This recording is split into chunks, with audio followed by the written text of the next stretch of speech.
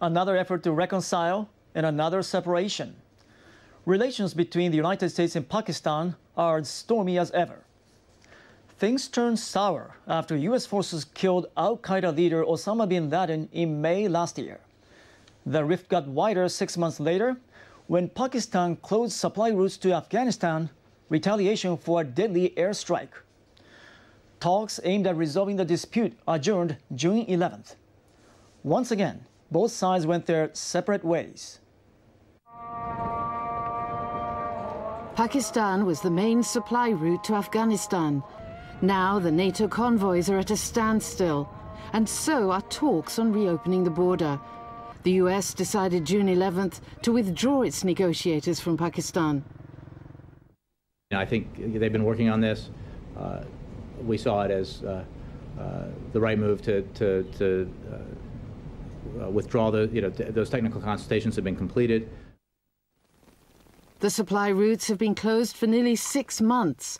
Islamabad shut them down last November after a US airstrike killed 24 Pakistani soldiers. The US sent its negotiating team to Islamabad in April in a bid to get the Pakistan route reopened. US media reports say a dispute over payment was the main reason the talks broke down. They say Pakistani officials wanted $250 per truck, 12 times the previous fee.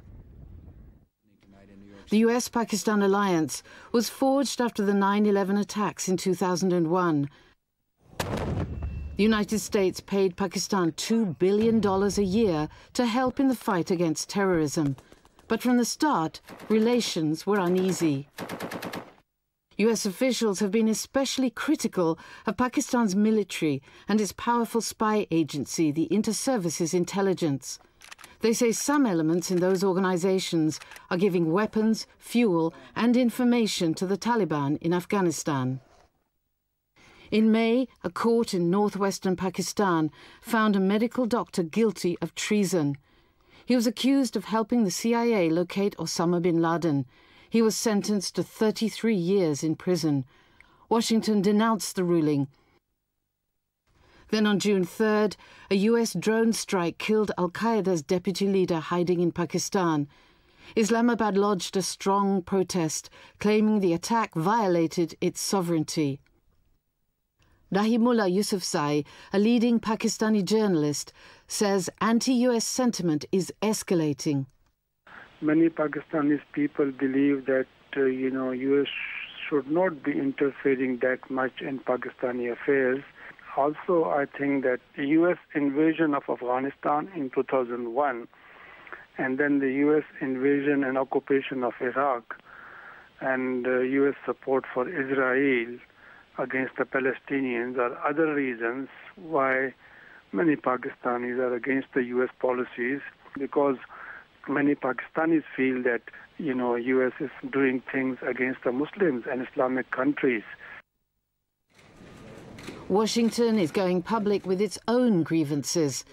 It says Pakistan is not doing enough in the campaign to stop terrorism. We are reaching the limits of our patience here. And for that reason, it is extremely important that Pakistan take action. The United States and Pakistan are key players in the war against terrorism. With US combat troops due to leave Afghanistan in 2014, officials on both sides are looking for ways to heal the rift. Our guest today is research professor Takenori Horimoto of Kyoto University. Professor Horimoto, thank you for joining us. First of all, the supply routes have been closed off for a while now. Are there any signs that the routes will reopen in the near future? Entirely depending upon the two issues. One is the transportation fee. That is some kind of agreement is coming. But one other issue is the apology for attack from the United States to Pakistan. And for the time being, the United States will not give such an apology. U.S. apology is the key. Yeah, that's right. Okay. Washington's key complaint is that Pakistan's intelligence service, the ISI, and the military continue to assist or support the Taliban in Afghanistan. If the government in Islamabad wants aid from the United States, why is this happening? Yes, the Pakistan's comparison to the Taliban. the Taliban might increase its influence in Afghanistan after the withdrawal of US and NATO forces in 2014. And Pakistan wants to have certain influence in Afghanistan through Taliban. And then in this region, India has a very considerable crowd. And in order to cope with such situation, Pakistan wants to have a close relationship with Taliban. I see. Well, Pakistan has a strong complaint too. It says the U.S. forces has repeatedly violated its sovereignty. Why is the United States continuing its cross-border raids? In order to have a sort of successful withdrawal from the Afghanistan by 2014. For that, the Pakistan's cooperation is essential. And then, moreover, there is a presidential election in the United States in November this year. And if there is some kind of blunders taking place, which might negatively affect the election for the President Obama. I see. So the U.S. policy in this region has a great impact or influence on Obama's future. That's right. Yes. Okay. Thank you very much, Mr. Horimoto. We'll get back to you in a moment. Sure. With no progress on healing the rift, both Pakistan and the United States are looking for help elsewhere. Northwestern Pakistan, near the border with Afghanistan. This region is called the federally administered tribal areas. In fact, the central government has little control in this part of the country. After the 9/11 attacks, Taliban and Al-Qaeda insurgents fled across the border from Afghanistan. The Pakistani military, working with US forces, gave chase. The counterinsurgency operation angered extremist groups in Pakistan. In 2007, they banded together to form the country's largest militant organization, Tehrik-Taliban Pakistan, the TPP.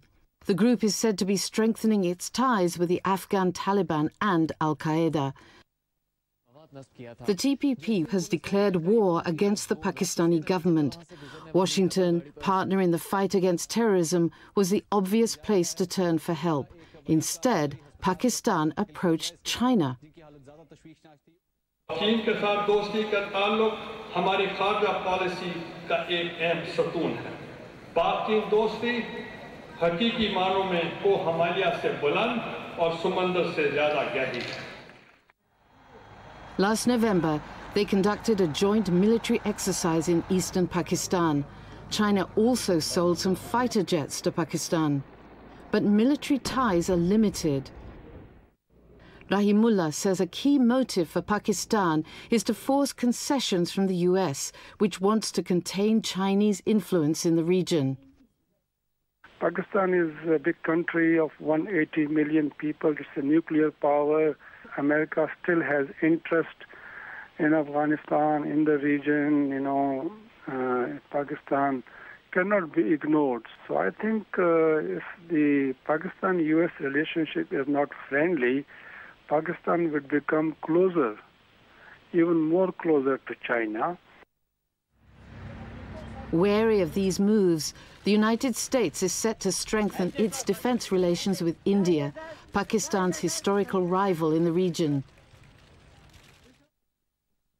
We will expand our military partnerships and our presence. Defense cooperation with India is a linchpin in this strategy. What does this mean for US-Pakistan cooperation?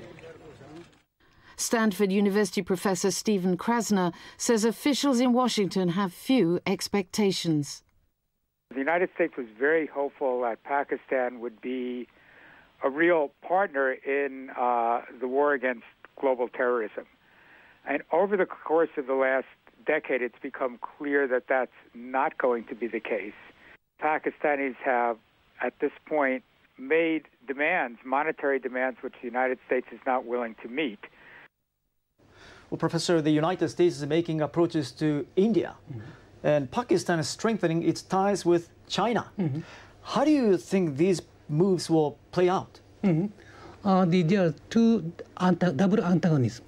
The one is between India and Pakistan. Another is United States and China. In such a situation, for India, United States is only alternative. And then for Pakistan, only China. And then moreover, United States could not be possible to continue a relation with Pakistan. So that's why India. And through India, United States want to have certain influence in this region. And then China. China also want to have a certain influence in this region, and especially in terms of the resources and access to the natural resources. But the China will not be willing to, have no intention to take over this U.S. role in this region. I see. But for Pakistan's part, probably it needs China in a great deal in the future. That's right. Okay. The deadline looming over all this is 2014. That's when U.S. and other NATO forces are scheduled to withdraw from Afghanistan. Is Pakistan ready to go it alone? Pakistan will have a sort of major two challenges: the terrorism and then the economy. After withdrawal of the NATO forces and U.S. forces, there might be more active terrorist activities by the terrorism organizations such as TPP. But headache for the Pakistan is there is certain considerable support to the terrorist organization in Pakistan, which will somehow jeopardize the actual control of such terrorist organizations. And one more factor is economy. Pakistan's economy is at the moment is a very bad shape, and in the past, the United States has granted more than $10 billion to Pakistan, and then this amount will be reduced.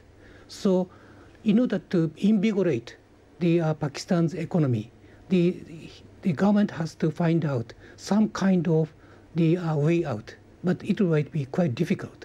And because of these two factors, the Pakistan's future is somehow very unstable. Some U.S. experts say Pakistan is a failing state.